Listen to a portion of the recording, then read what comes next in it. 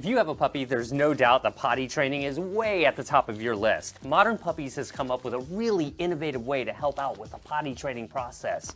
This is exactly what you need, Argyle.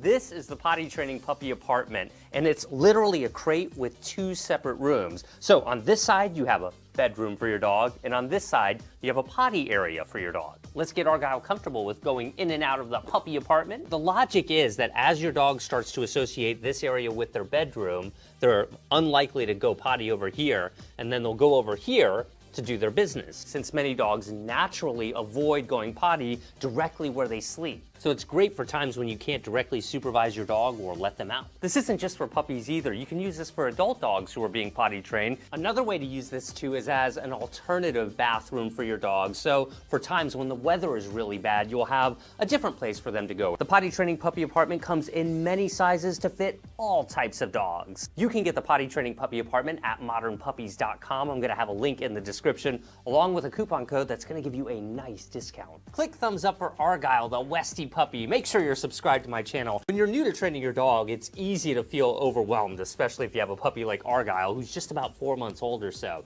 But today we're gonna cover some things that you can do to dramatically accelerate your puppy or dog's training. Number 1, show your dog the world often. In other words, training can't just be limited to your living room inside your house or even your yard. It's vital to set aside time to give your dog plenty of field trips, and it won't be realistic to get your dog to listen to you everywhere if they're not first familiar with everywhere. Particularly in the beginning, set aside time to take your dog to nearby parks, new parts of the neighborhood, friends' houses, and any other places you can think of. If you have weekends off, be sure to dedicate a large portion of that time to going to new, stimulating places with your dog, especially during their first year of training. Until your dog gets ample exposure to the world, it's not realistic to expect them to generalize ideal behavior in these places. Trust me, the more that you make this a priority, the smoother your training is going to be. And that's what we want, isn't it? Second, understand that all training needs context. But what do I mean by that? Teaching a dog how to listen contextually requires tons of repetition and lots of varied training circumstances. So while your initial training is probably done in a distraction-free setting like your house, for example, when you have your dog stay before you give them their meal, you'll want to then focus on quickly varying the context in which you ask your dog to do things, like stay in this case. For example, practice randomly asking for their attention when they're not expecting it. Hey. Yes, good job. So right there, it was a little tough to get his attention because he was focused on something else. But I stuck with him and I just kind of waited for him to look back at me, and I was right there to reinforce him with a treat. In other words, to let him know that when you pay attention to me, even when you're not expecting it, I'm going to make sure that I make your life great. That's what you've got to get in the habit of doing. You can't just limit your training to these dedicated 5 and 10 minute sessions. If you get really good at getting your dog's attention on you whenever you ask for it, you'll be able to teach them just about anything and get them to listen to you almost all the time. But it takes practice. Teaching things like sit, stay in this environment is going to be a lot more challenging, so you got to do this a lot, stay. You'll want to do lots of training sessions each and every week during that first year of training. For example, when you have guests over, you'll want to practice sit and stay and look at me, because that's a major variable change. And anytime you change a variable with a dog, you always want to keep in mind that that makes it a little bit more challenging for them. In other words, teaching your dog stay one way doesn't equal stay all the time. How do you do that with your legs?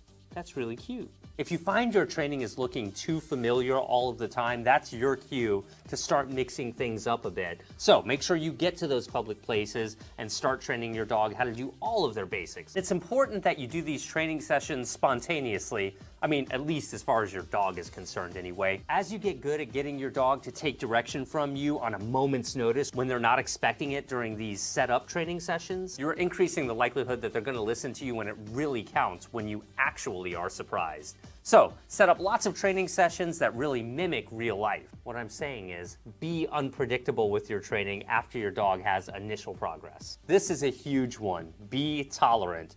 I admit, this is easier said than done, particularly with young dogs. If you have a new dog or you've decided that you want to train them, keep in mind things like crying throughout the night or play biting or potty accidents are virtually guaranteed. The best teachers are the ones who are very consistent. So just implement what we cover on my YouTube series very often for your general training, and you'll be in good shape. Understand that it often takes weeks to months to get these habits under control. I can totally see why there's some confusion with this, because when we teach our dogs basic concepts like sit or lie down or stay, most dogs will really pick up on those concepts within just a few training sessions. When it comes to things like jumping, play biting, or house training, these issues can take considerably more time to resolve than those basic obedience things that you work on. It's not intuitive for dogs to just calm down when they're excited or not use their mouth to interact with anything and everything. That's because behaviors like this are natural and instinctive for your dog.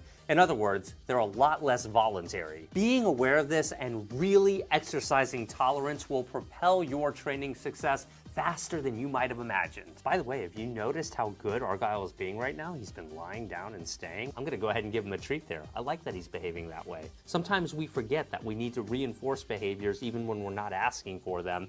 This is probably one of the least intuitive things for us as people. Get your very own Potty Training Puppy Apartment at Modern Puppies below. I'm gonna have a link and a special coupon code in the description that's gonna give you a great discount on any order.